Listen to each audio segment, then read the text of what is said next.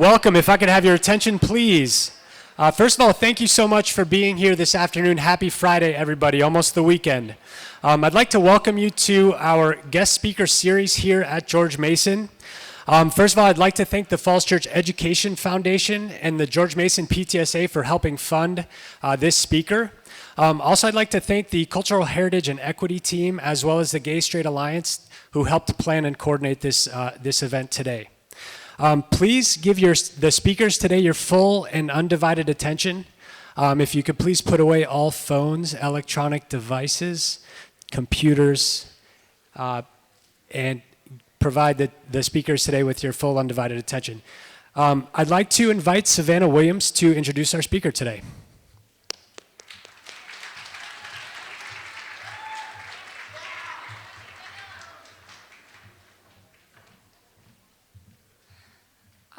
Hi, my name is Savannah Williams. I'm a student at George Mason High School, and I am also the president of the Gay Straight Alliance. I am here to introduce Amy Ellis Nutt, journalist from Washington Post, whose beat is the brain. Before becoming a science writer, she worked at the Star-Ledger newspaper in New Jersey, where she won the Pulitzer Prize in feature writing in 2011. Before that, she was a writer at Sports Illustrated. She is the author of 3 books, including Becoming Nicole, The Transformation of an American Family, the subject of today's presentation.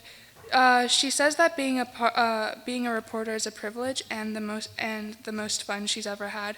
Welcome, Amy Ellis Nutt, please.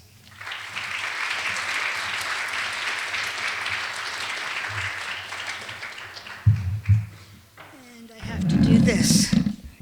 I forgot to thank Savannah at the last assembly, so thank you so much for that introduction, and to Kevin Clark and Matt Hills and the Falls Church Education Foundation and everyone else that sought to invite me, and thank you for coming, although I know you're probably all required to be here. Before we get started, this story obviously is about the book I wrote about a young girl, an identical twin, who identified from the age of 2 as being transgender. So before I begin the talk, just want to go through some photos of the family. So this first one are the parents, Kelly and Wayne. And the next one, Wayne was a hunter. He still is a hunter. Nicole is on the left. The way the parents distinguished them was Nicole has a slightly square face as a baby. Next one. Nicole loves Barbie dolls. She did from the beginning. She wore her hair when she wore a t-shirt over her head, down her back, because pretended it was long hair. She dressed and turned things into princess dresses, she called them. This was really all she wanted. Next one. Lots of Barbie dolls. Lots and lots of Barbie dolls. Next. Hawaiian Skirts, the grandfather bought them, and Nicole especially loved hers. Jonas took his off right away. Nicole wore it all day. Here they are at, I think, 7 or 8, Nicole and Jonas. Next. This is a drawing that Nicole did of, she wanted to be a princess. That was her idea of, what a girl was. Next one. I love this drawing in particular. She wrote, like you guys do in elementary school, your little biographies and, the author's photo at the end. She drew this smiling face with this red hair. That's who she thought she was. Next one. This was a photo that was included in the court case that I'll tell you about because it was important for the lawyers to have the judge see Nicole and know what she looked like and that she was, in all respects, a girl. Next one. Here they are in front of the Supreme Court where they did not have a case, but they visited D.C. Next one. Again in D.C. Next. This is at a talk and a dinner that they were at, Nicole with her father, who took longer to come around. but eventually did and is an advocate for her and for all transgender people. Next one. Here they are on the night celebrating that they won the final case, became the first school case to win. Essentially is what we call the bathroom bills, the bathroom case. And this is People magazine. After the book came out, there was a lot of media attention, and Nicole loved it. I don't think Jonas did. So I'm actually going to begin with a little Gender 101. So if you can bear with me. I forgot to say thank you to Matt Hills, Kevin Clark, the Gay Straight Alliance, Cultural Heritage and Equity Team, Falls Church Education Foundation, and the George Mason PTSA. And thank you all for coming, although I'm going to assume you had to, but that's okay. Gender 101. Here are 2 questions for you. One for the men, one for the women in the audience. How often do you men say to yourself, I feel like a man today? Right? How often, I don't know, maybe a lot. So, how often do the women say, I feel like a woman today? Thank you. That was my next line. I'm going to guess never. So, what you think, what you know, what you don't even need to say is, I'm a man or I'm a woman. So this may seem like a silly exercise, but it has an important point, especially if we're going to talk about what it means to be transgender. That is, identifying with the opposite gender you were assigned at birth when you emerged into the world looking either like an infant boy or an infant girl.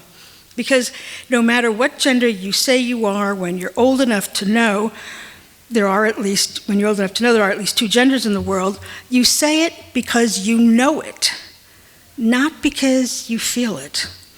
And that's true whether you're transgender or what people now call cisgender. Okay, a brief aside on etymology. Cisgender is a straightforward antonym of transgender.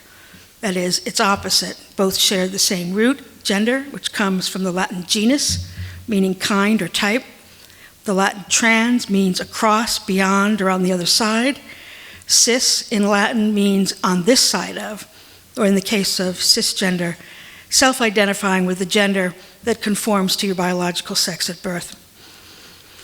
The point is, we all need to get comfortable with a new language. Not only the word transgender, but cisgender, and a lot of others that are actually changing every day. Because language matters. Because it's the best way of communicating. But what's also important, and the point I've been circuitously trying to get to, is that no matter how or what you looked like when you were born, no matter what gender identity you now embrace, or sexual orientation you ascribe to, this one thing is true for all and everyone. Your biggest sex organ is your brain. I'm not trying to be funny, I'm trying to be factual. Everything to do with how you present yourself to the world, what genitals you have, what reproductive organs you have, what gender you identify, and who you're sexually attracted to was imprinted in your brain by way of 2 things, hormones and genes, when you were still in your mother's womb. By 6 weeks in utero, your sexual and reproductive organs are set. But it's not until 6 months, with a surge either of testosterone or estrogen, that your brain is masculinized or feminized. So it's this brain process at 6 months that scientists believe sets your gender identity. But that's a lot of time between 6 weeks when your sexual organs, reproductive organs are set, and when your gender identity is set. A lot can happen even in utero. So to sum up, sex and gender are 2 separate things, and they can be categorized in 4 ways. First, there's biological sex, refers, again, to your genitals, reproductive organs. Then there's gender expression, refers to how you dress, wear your hair, how you act. These things, unlike biological sex, are prone to cultural shifts and changes over the years. For instance, today we traditionally assign blue to boys at birth and pink to girls. But 100 years ago, it was just the opposite. Pink was seen as a variant of red, and red was considered a strong, manly color, whereas blue was thought to be delicate and dainty, and therefore more suitable for girls. The third aspect is gender identity, obviously refers to the gender you know you are, which is not aligned with the biological sex at birth. And fourth, sexual orientation, which someone once delineated from gender identity in this way. Gender is who you go to bed as. Sexual orientation is who you go to bed with. All of which is to say, gender is not a choice, in the same way that it's not a choice you were born with blue eyes or blonde hair. It is a choice to say or advocate a view or enact laws that codify that view, which discriminate against transgender people. And it is a choice not to know what it means to be transgender if you fail to educate yourself or if you simply don't care to. A few years ago, a transgender woman wrote on her blog, "It's been fascinating to observe how people respond to coming out announcements. I've had many opportunities to see what happens when myself or others explain their change of gender status. Note, this occurs in different situations for just about everyone. Some are surprised, some are shocked, some are frozen, some are just curious. Some want to talk, some are silent. Some become closer to me, others disappear. However, what amazes me most is to watch children, little ones who have yet to develop what eventually become preconceived notions of what it means to be male or female. When a parent or a loved one explains to them what it means that they or a loved one are transgender, all these children want to know are three things. Is it my fault? Do you still love me? Are you going to go away? If the answers are no, yes, no, and they almost always are, then the child just goes back to what he or she was doing. Nothing changes. Think about that. Nothing changes. No horror, no sadness, no confusion, no false expectations, no prejudice, no self-isolation, no cultural or familial demand for the parent or loved one to be different than who they say they are. Becoming Nicole is the story of one family, identical twins, Wyatt and Jonas. And from the age of 2, Wyatt identified as a girl. And again, she didn't feel like a girl. She knew she was a girl, which is normal for you and I. But Nicole, what was painful for her, when she grew up and was in kindergarten and first grade, were parents who didn't understand and not other children. I stumbled on this story really almost accidentally. And when I first heard about possibly doing a book, I said to myself, who wants to read a book about transgender children? This was in 2011.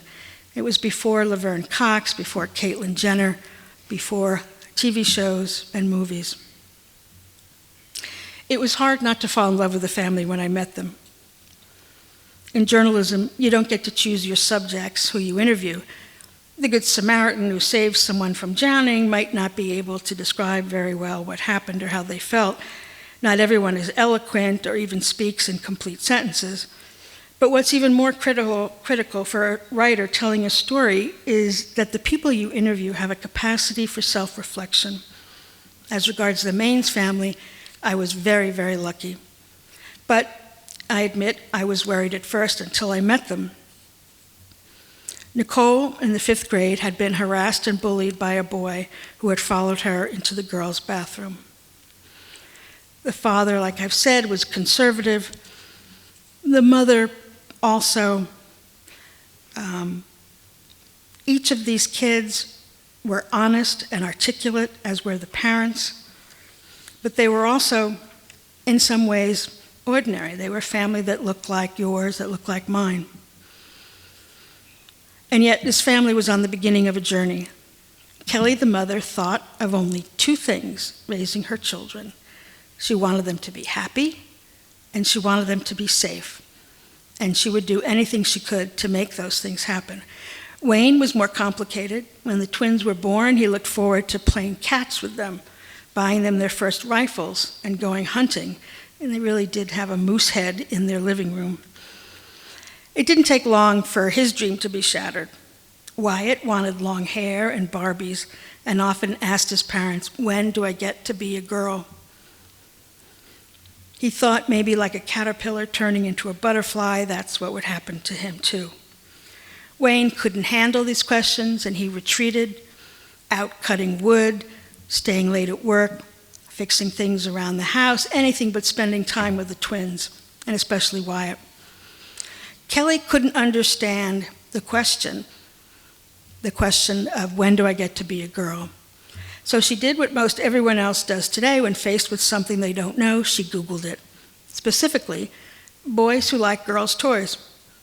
And it really was the beginning. It was that search that led her to the word transgender, which she'd never heard, and marked the beginning of an odyssey that helped her not only to understand her child, but how to advocate for her. What happened in the school when she was bullied was that the school decided that she would use not the girls' restroom, but the teacher's restroom. It was clearly a case of separate and unequal, not unlike the racial discrimination of the past when there were separate bathrooms for black and white. Eventually, Kelly and Wayne brought the lawsuit, and it was this time when Wayne really came around to seeing his child for who she really was, not who he wanted her to be. And when he did, he was all in. Jonas's journey was not nearly as transformational because Jonas always knew his twin was his sister, not his brother. It wasn't easy to explain this to friends or strangers who asked him. Nicole, even as Wyatt, was simply a girl who dressed like a girl, mostly liked girl things, but also some boy things, and referred to herself as a girl. It's just who she was. But it was Jonas who told his father at around 10 years old, "Face it, Dad, you have a son and a daughter." Nicole came out of the womb fairly shouting her gender identity to the world. In the years that I've known her, she has taught me the power of belief, self-confidence, and respect. She is a towering symbol to me of the importance of being simply who you are, because ultimately it's something you can't outrun or hide from. And she taught me that by embracing who she was, she normalized being transgender for everyone else.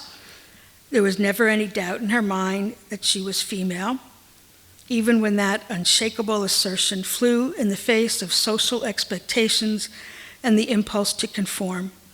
In fact, for nearly all her classmates, there was never any doubt that Nicole was female. When she changed her name, and the 5th grade teacher, before classes started, announced to the class that Wyatt would now be called Nicole, the class's reaction was, "Duh, we already knew that." What does it mean to be male or female?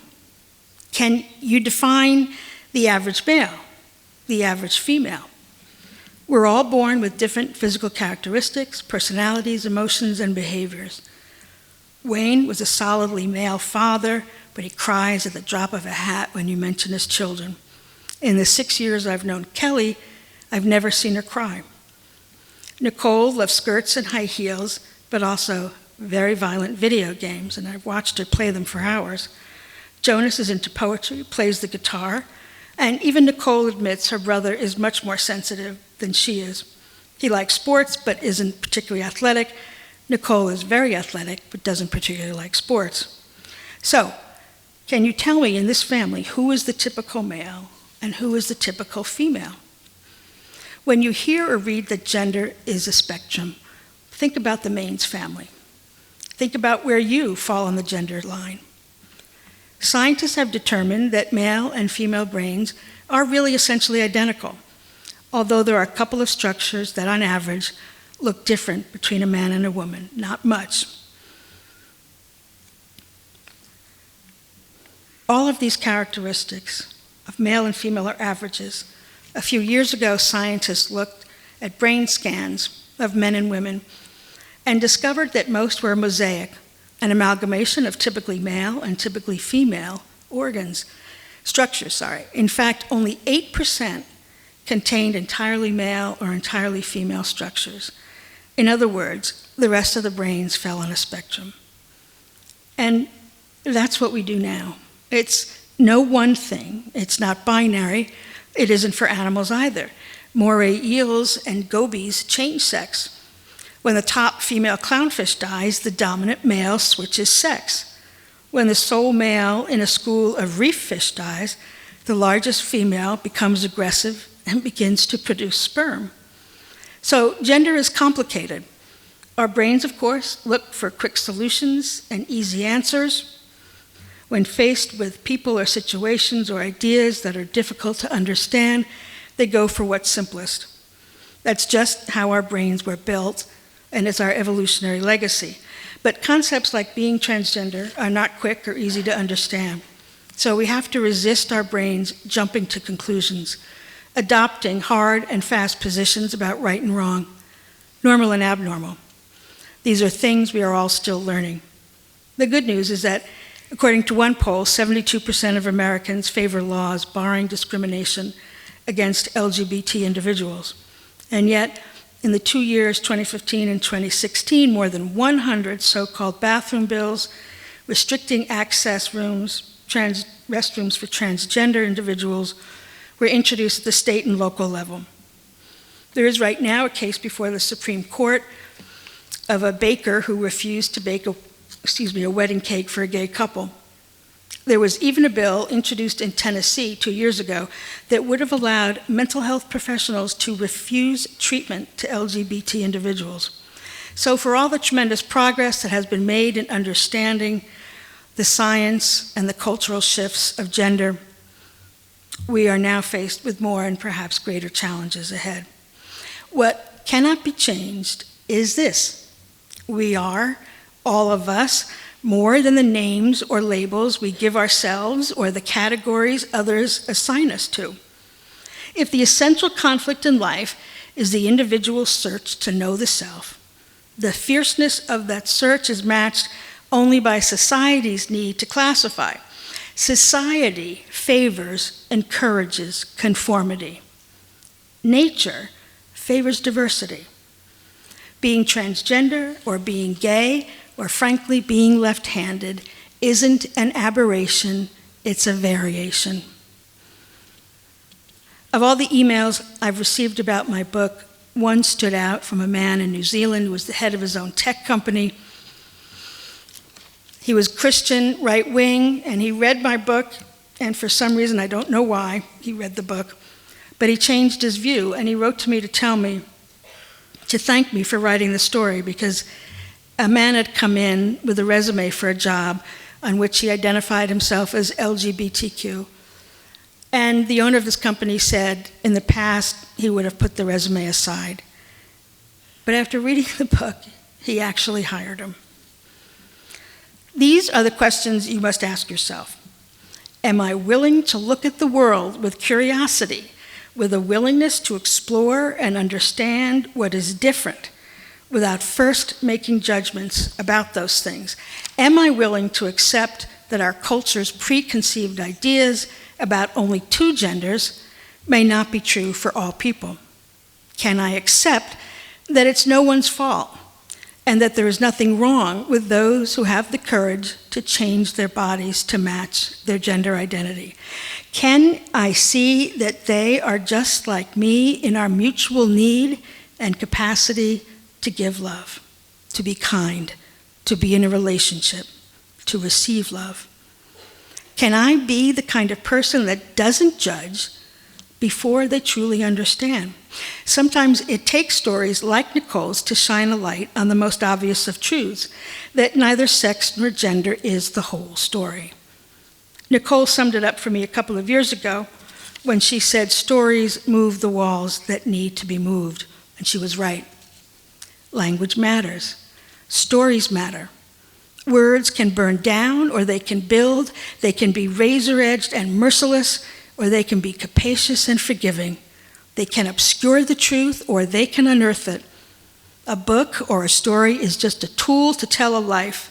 It is a hammer, an axe, a shovel, and we write and read our way to answers, which is why you and I, in whatever way we can, must keep telling stories, must keep moving minds and hearts and, yes, walls with whatever tools we have. To be a person is to be a story, a narrative, a life history that is complex and shaded and that is continually unfolding. The challenge each of us faces is to find the center of our own narrative gravity, and it's not easy. So this is the challenge I leave you with. Identify your own mysteries and then master them. Single out your flaws and embrace them. Tell your story in all its messiness and its necessity. And listen to the stories of others. Because if we don't take ownership of who we are and acknowledge the rights of others to be who they are, if we fail to tell all the stories, then we are all somehow diminished. Thank you.